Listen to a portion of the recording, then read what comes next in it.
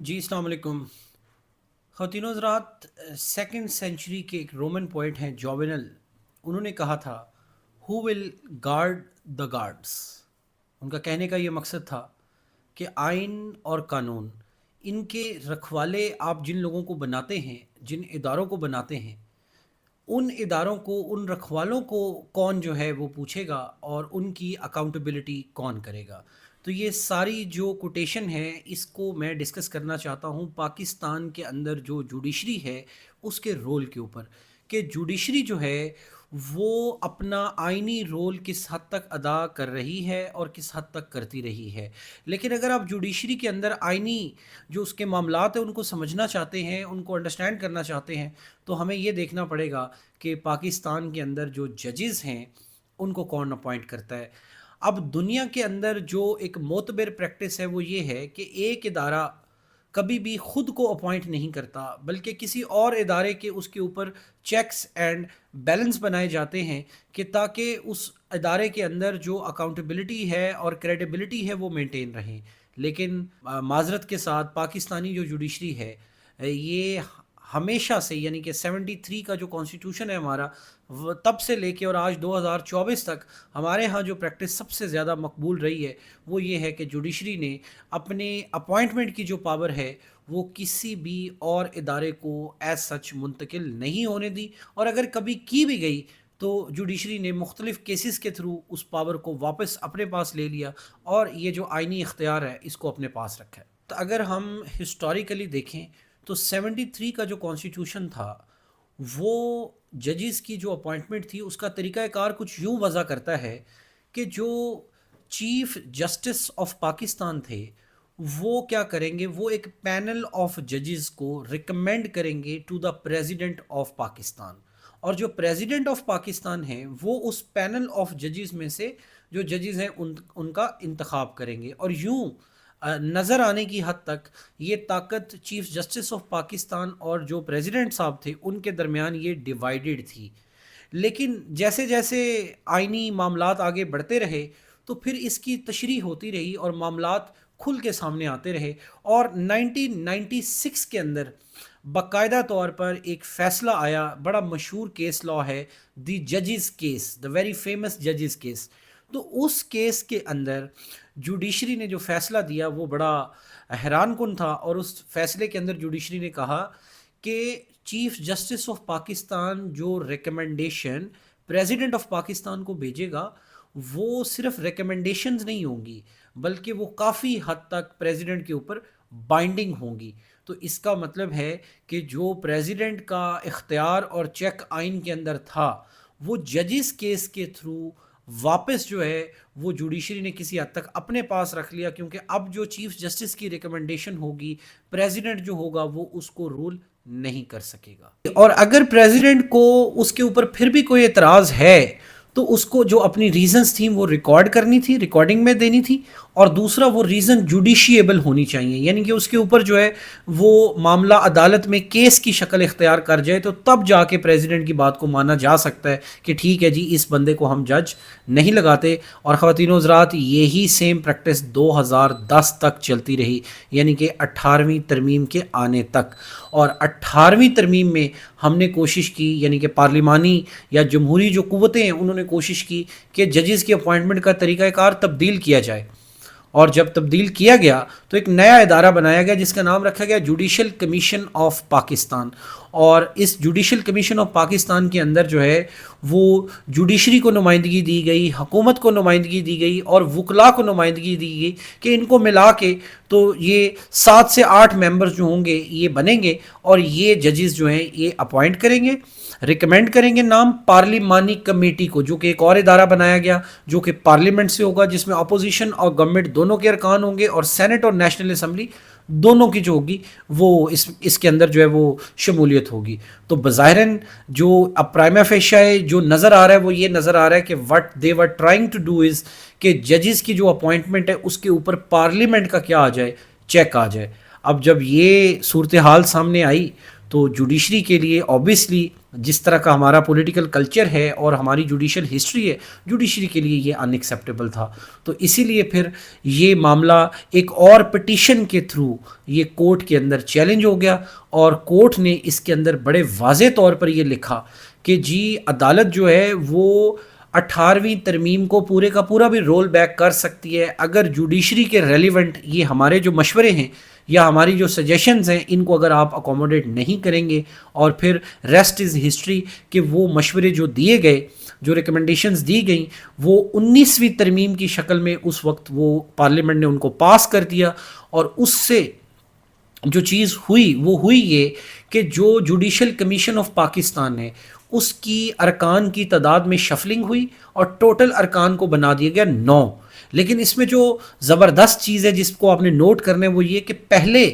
اس کے اندر جو ججز کی تعداد تھی اور جو حکومت اور بار کی نمائندگی کرنے والے لوگ تھے ان کی جو تعداد تھی وہ برابر تھی. لیکن اب کی بار جو جوڈیشل کمیشن آف پاکستان بنا اس کے ٹوٹل ممبرز بن گئے 9 19ویں ترمیم کے بعد، اور ان میں سے 6 لوگ جو تھے ان کا تعلق جوڈیشری کے ساتھ تھا، اور 3 لوگوں کا تعلق جو ہے وہ 2 کا حکومت کے ساتھ یعنی کہ ایگزیکٹو برانچ کے ساتھ، اور 1 کا تعلق جو تھا وہ وکلا کے ساتھ تھا. اب یہ جو 6 ججز ہیں جن میں سے ایک چیف جسٹس سربراہ ہوں گے، 4 سینئر موسٹ ججز ہوں گے، اور ایک ریٹائرڈ جج یا retired chief justice of Pakistan ہوں گے، تو 6 لوگ. اب کامن سینس کی بات ہے کہ فیصلہ اگر تو کسی جج کے اوپر سارے لوگ متفق ہیں تو وہ 9-0 سے ہو جائے گا، لیکن اگر جہاں اختلاف آئے گا وہاں فیصلہ جمہوریت سے ہونا ہے تو 5 اور 4 کی اکثریت سے فیصلہ ہو سکتا ہے. اب مزے کی بات ہے کہ وہ 5 لوگ جو ہیں یا 6 لوگ جو ہیں وہ تو ہیں ہی جوڈیشری سے، تو کافی حد تک یہ معاملہ جو ہے اس کا مطلب تھا کہ جوڈیشری نے واپس وہ سارے اختیار اپنے پاس لے لیے. اور دوسری جو امپورٹنٹ بات ہے وہ یہ ہے کہ 18ویں ترمیم میں پارلیمانی کمیٹی اگر اپروو نہ کرتی جوڈیشل کمیشن کے بتائے ہوئے لوگوں کو تو پھر پارلیمانی کمیٹی سپرسیڈ کر جاتی جوڈیشل کمیشن کو. لیکن 19ویں ترمیم کے بعد یہ معاملہ الٹ ہو گیا اور judicial commission of Pakistan could overrule the پارلیمانی کمیٹی، یعنی کہ پارلیمانی کمیٹی کی حیثیت ایک ربڑ سٹیمپ کی رہ گئی کہ جو چیز judicial commission of Pakistan recommend کر دے گا جس بندے کو، جو پارلیمانی کمیٹی کو ون وے اور دا ادر وے اس کو جج لگانا ہی پڑے گا. آگے جب تھوڑا سا ٹائم گزرا تو پریکٹیکل معاملات سٹارٹ ہوئے تو ایک کیس آیا سپریم کورٹ کے سامنے، منیر حسین بھٹی کیس. اب یہ جو منیر حسین بھٹی کیس ہے اس کے اندر بیسیکلی ہوا یہ کہ لاہور ہائی کورٹ کے جو 4 ججز تھے، جوڈیشل کمیشن آف پاکستان نے ڈیسائیڈ کیا for what so ever reason کہ ہم ان کا ٹینیور ایکسٹینڈ کرنا چاہتے ہیں جس کو آپ ایکسٹینشن بولتے ہو، تو ایکسٹینشن دینا چاہتے ہیں. تو ٹھیک ہے جی، جوڈیشل کمیشن آف پاکستان نے ان کو ایکسٹینشن دے دی، اور پارلیمانی کمیٹی نے البتہ اس کے اوپر جو ہے وہ تھوڑی بہت جو ریزسٹنس ہے یا تھوڑی اپنی جو تحفظات ہے اس کا اظہار کیا. لیکن منیر حسین بھٹی کیس کے اندر عدالت نے اگین دوبارہ سے واضح کر دیا کہ پارلیمانی کمیٹی ایک دفعہ ہمارے بتائے گئے جو فیصلے اپنا ججز ہیں ان کو ریکمینڈ نہیں بھی کر سکتی، لیکن اپنی ریزنز کو ریکارڈ کرے گی اور وہ ریزن جوڈیشیبل ہونی چاہیے. اب یہاں ٹیکنیکل ٹرم ہے کہ وہ جوڈیشیبل ہونے کا مطلب یہ ہے کہ اس معاملے کے اوپر کوئی آئینی یا عدالتی یا کوئی قانونی پہلو اس کا نکل سکتا ہو، تو وہ واپس اگر نکل آئے، فار ایگزامپل مجھے جج ریکمینڈ کیا ہے اور آپ کو پسند نہیں ہے،